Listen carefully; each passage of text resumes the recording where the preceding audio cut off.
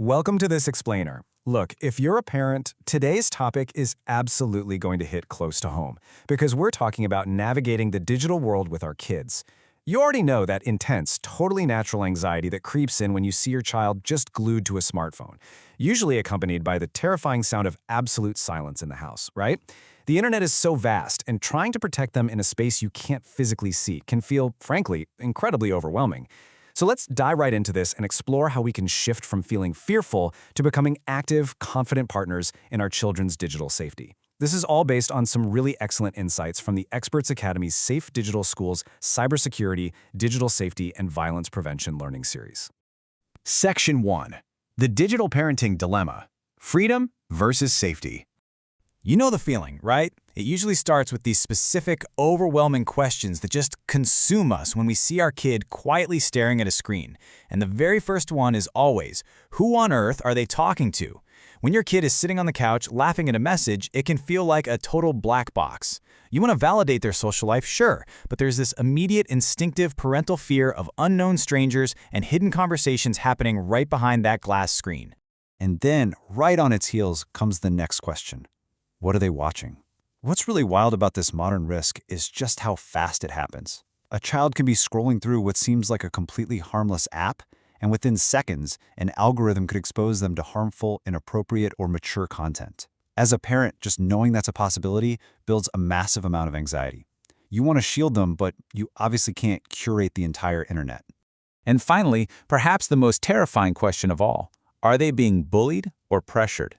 This one really culminates all those empathetic parental fears we carry. Because unlike physical bullying, which might leave a visible mark or happen out in a schoolyard, cyberbullying and online pressure are severe, silent dangers. A child can be going through absolute torment while sitting quietly right next to you at the family dinner table.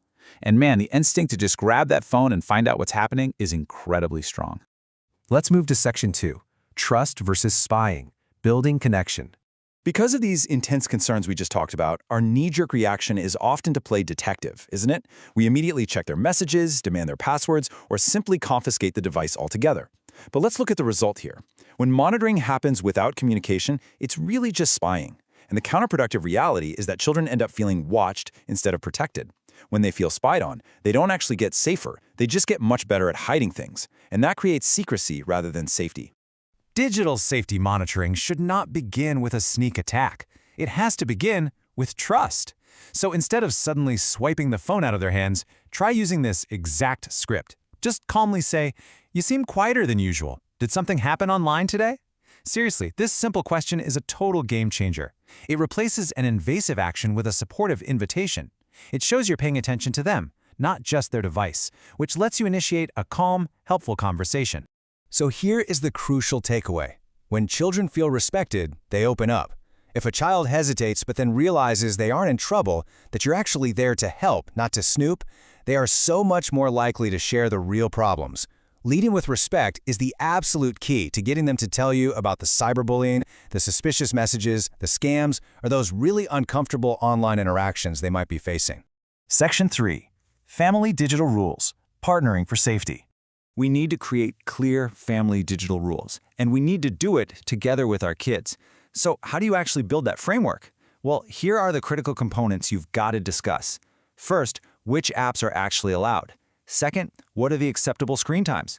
Third, what personal information absolutely must remain private online? And fourth, and please don't skip this one, establish upfront exactly when and why a parent might need to step in to review an account for safety. Setting these rules together means there are zero surprises down the road. But listen, just having rules isn't enough. You've got to explain the why behind every single one. Kids cooperate best when they understand the logic. You have to clearly communicate that the entire goal of these rules is their protection, not your control over their lives. When a child understands that reviewing privacy settings together is about keeping bad actors out rather than keeping parents in charge, their whole attitude shifts towards a true partnership. All right, Section 4, monitor behavior. Watch for changes. This is perhaps the most vital skill you can develop as a digital safety partner.